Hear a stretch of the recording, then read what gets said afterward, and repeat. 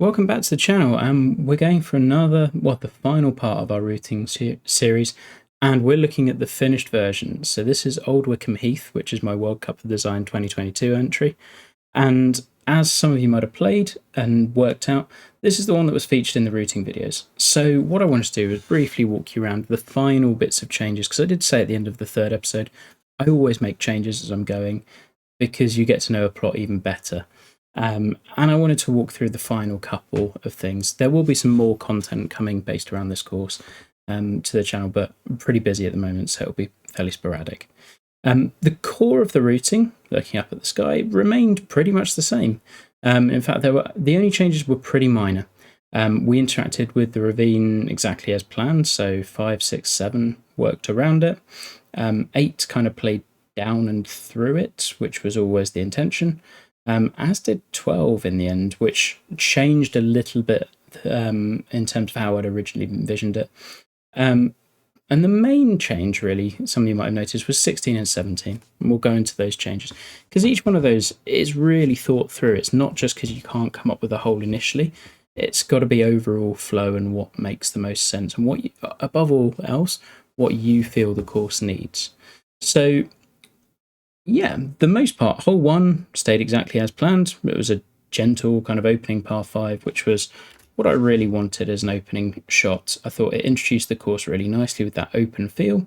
And then you get to the approach shot, and it's a gentle opener. You're giving people a good flavour of what the course is. You have the cross bunkers in the middle, which was something I wanted to introduce pretty early on. And you've got these kind of subtle greens that I think are more tricky than they initially appear, which is very much the style of heathland green that I'm used to.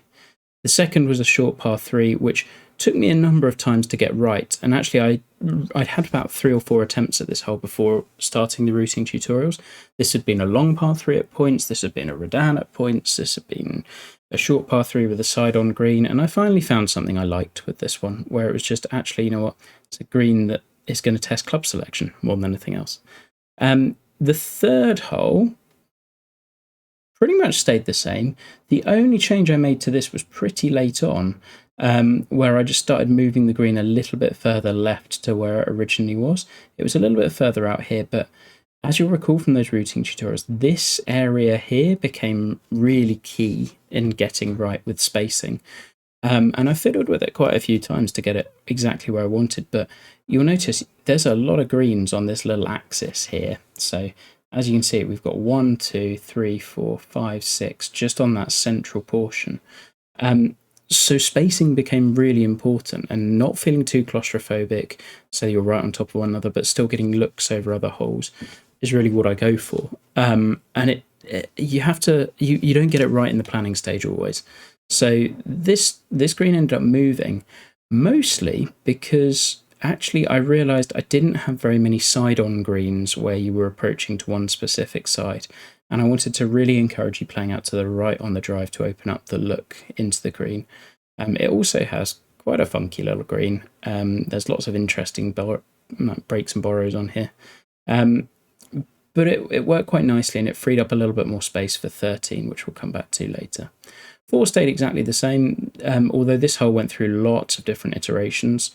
I actually really loved the green site, eventually getting that just about where I wanted it to be, and a couple of bunkerless shots in a row. So 5 was always going to be bunkerless. I think when the land is this wild and undulating, you often don't need bunkers. So that stayed pretty much as envisioned.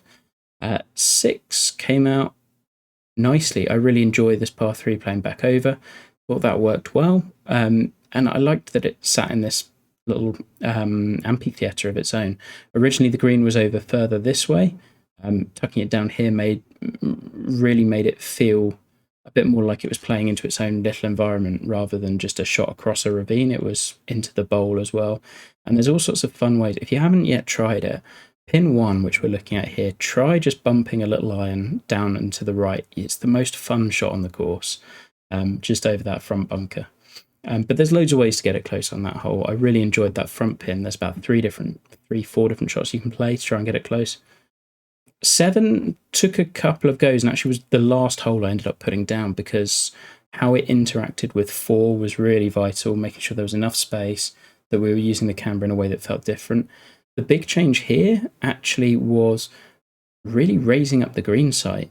Made a big difference, because originally it was quite low, I think, if memory serves. But suddenly making this part of the fairway dip down more into the ravine, and then you're playing an uphill approach, was something I hadn't really had. So that was a small change we had within the routing. Not major. I think I raised it maybe 10 feet. And kind of, so the equivalent term would be cutting about 10 feet here, so lowering this bit, raising this bit, and that made the world of difference for this hole. It's now one of my favourite approaches on the course, particularly like this one, because unlike, I mean, it really, you have to hit driver. If not, you've got a very long approach in. You can get there with 3-wood, and then you have a long iron into a severe green. You're playing for par basically straight away. So it really challenges you to hit driver. 8 stayed exactly as envisioned. It's a quirky hole that not everyone will love, and I'm completely fine with that.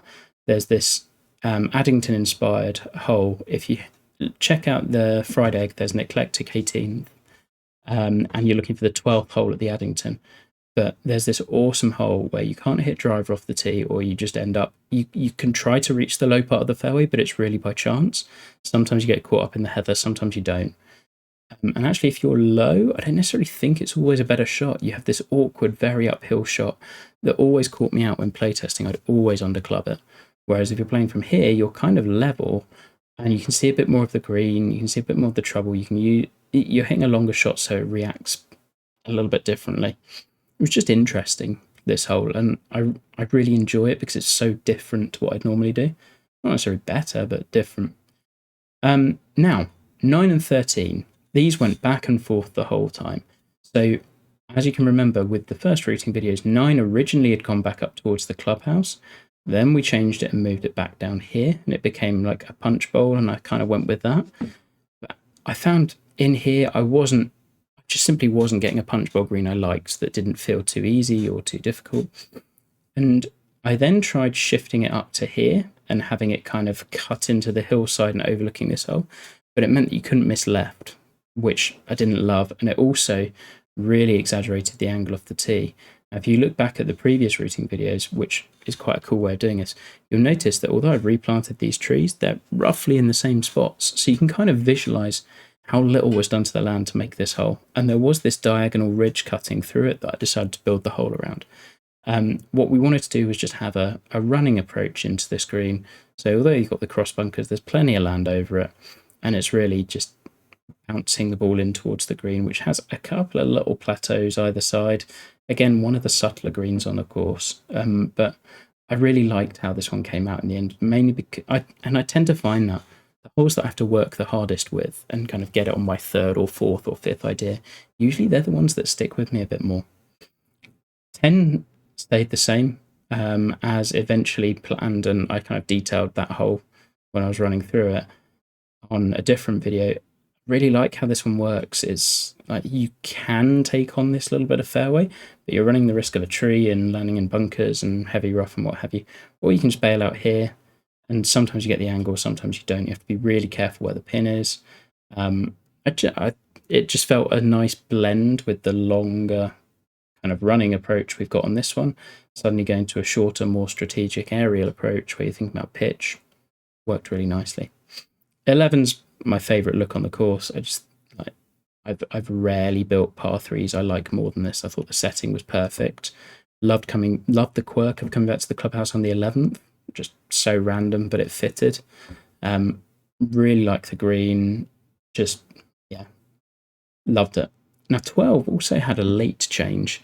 So I always planned on having this kind of sort of skyline green fairway approach, which was really tricky to do, and the only way I managed to do it was working out that you can do it by having the tree line in the background, and realizing you're only seeing halfway up the trees kind of visually shows it, because it's really tricky to show that there's trouble beyond the fairway when that trouble is low. So you wanted people to feel they don't have that much space, but actually there's a lot more than they really they think they have, because it falls away this way, so almost this part of the fairway is hidden. And I quite liked using it as more of a visual hazard than actually a realistic one. The real hazard is the camber that you've got on the fairway when approaching this green. If you stick to the high side and challenge these bunkers, you are rewarded with a flatter stance, which is vital approaching this green. Now, this green was originally way down here, and it was always going to be hugging kind of this side of the ravine, and you would bounce the ball in down the slope and onto the green, which in my head is a really fun shot and one that I love designing. But I quickly realised that actually that's very similar as a green site to 15, which we'll talk about in a second. This kind of hugging green site left, and when it was the 2 par 5s on the back 9 and they've kind of got similar green sites, well, 15 was the one I loved. So suddenly you just go, well, I've got to find a different idea for 12. So looked at, well, where else could you put the green site? And I put it kind of halfway, all the way up the hill first of all. And I just thought, well, if you don't, you're just going to end up constantly rolling down the hill. So suddenly I went middle, like more towards the high side. And you've got all of these interesting misses in play. You can miss low left, which leaves this awkward little pitch above the bunker. You can miss high right. This is a horrible little splash shot down towards a green below you, particularly if the pin is at the front, where you've got a runoff. You can leave it short, and actually that's the best miss you can have, but nobody's going to leave it short to this hole because of the downhill slope from here. Or you can miss right in this bunker, and there's some really little squirrely borrows that can take the ball away from there as well. There's also a possibility of running through the green and dropping off just down to here, or going way over the back, and that's nasty to miss. I just thought this was for not a short par 5, but a mid par 5. This asked a very different question, and it's a really exacting, tight approach that you have to be spot on with, unlike some of the others where you can be a bit more casual with where you go. 13, as with 9, this one started out being long. I had a really nice long approach that I loved for this hole, but the two were too similar, and I hated that they both, if they played into the wind, if one played into the wind, both played into the wind. So this one went back to being short and became a kind of drive and pitch hole. I think worked out really nicely. Got this swale just here, which you can do a lot with, and a green that runs away. So I thought this one became a nice options hole rather than the long approaches it was sandwiched between. Because again, if this had been a long hole, we were going from 7-iron approach here through to 3 wood approach here, probably. A long iron approach again, then we hit 14 and 15. 14 had to be a longer par 3 because it was running in the same direction as 2, so it has to play in a different direction, different distance. Otherwise, it's going to be too similar. So the distance had to vary based on the holes that were around it. 14 stayed basically exactly the same. The only thing that changed here was bunker patterning, and I went through a couple of iterations of this hole as well before I stumbled on one I liked. 15, this one was first go. It was just like, yep, this is the hole I want to build. You may recall I said in the routing video when I was looking at it, this spot of land set up perfectly for the type of hole that is my favourite. You'll all know this template. You've seen the video enough times.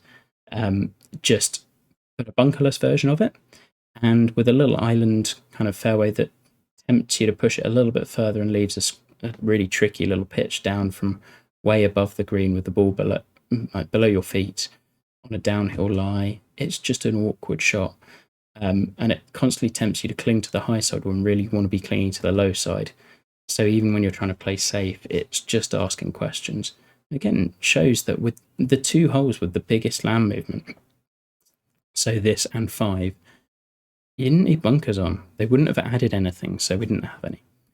And then finally the really big change happened with 16 and 17, which became 2 par 4s rather than a par 5, which was originally going to run all the way down to here, and a par 3, which was going to go around about here. Now, the reason for doing that was basically, I kind of felt I was not going to come up with a par 5 approach that was going to rival this one, and it was originally going to be a strategic par 5, but after playing this par 5, wouldn't a 3-shot par 5 be a bit of a letdown, where you're kind of plodding your way up with a second shot?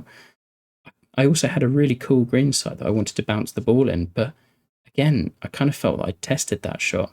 And what I didn't have on this back 9 was a really short par 4, and I since put in 2 with a couple of changes that I think have ended up being more fun.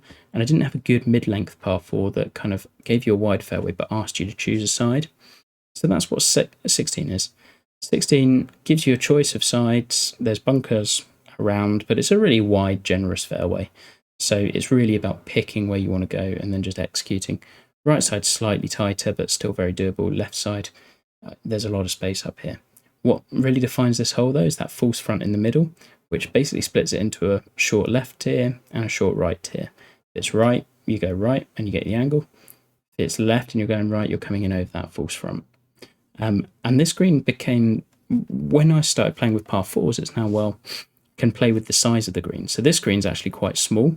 As you can see from here, there's a lot of break on it compared to the size of the green. I wanted to play with that a little bit more. But for a kind of hole where you can lay up, it leaves a longish approach, but you can lay up and still hit into it. Most people are going into this green with a wedge, though. But I felt that this was also a really nice green site for setting up where the next tee was. It gives a little look back at 3, which we've seen. You've got there's some really nice integrated views here where you just see little tees and greens peeking through. I love flying around this plot. Then 17 is a drivable par 4. I thought that was a nice kind of risk. Every hole is risk reward ultimately. It's designed well, but very much a risk reward hole where going for it, because again of the green, going for it is not necessarily the best play. Because if you end up on the wrong tee, you're facing a really tough 2-putt. Now, once more, I kind of felt that a short par 4 was more fun than a short par 3 where it's just hit perfect shot or else. Here you had choices. And I always find with the short 3, you didn't really have any. With the par 5, you didn't really have any because you were always going to go for it, or it was going to force you to have a choice by laying up, and didn't really want that. And I couldn't do a more heroic par 5 than I did on 15. And then 18 stayed the same. It was a slightly different hole to how I envisioned it, but I thought it brought it back really nicely and tied everything in together. So that's a brief overview of what changed. Not that much, but equally the reasoning behind it you've now got. So those things that did change, there were very well thought out and considered reasons. You may not necessarily agree with all of them, and maybe you'd have liked to have seen the par 5 done 16 and 17. Par 5, par 3, par 4 finish would have been good variety, but it just didn't feel right. And I think when you get really experienced with the designer, you know what works and what feels right, and you've got to listen to your gut on those. There are times when it's just like, actually, you know what, this is good enough. There are times when you go, this is perfect. But when you've got those nagging doubts about whether a hole could be better, or just like, actually, I don't think this is it, or this isn't feeling fun, that's when I go and rip something up and try again. So hopefully the series, as ever, has been useful. I really hope that you've been able to play the course and have enjoyed it. And like I said, we're going to have a few more little studies of holes over here, because I think there's some good stuff to take out of it. But until then, see you later.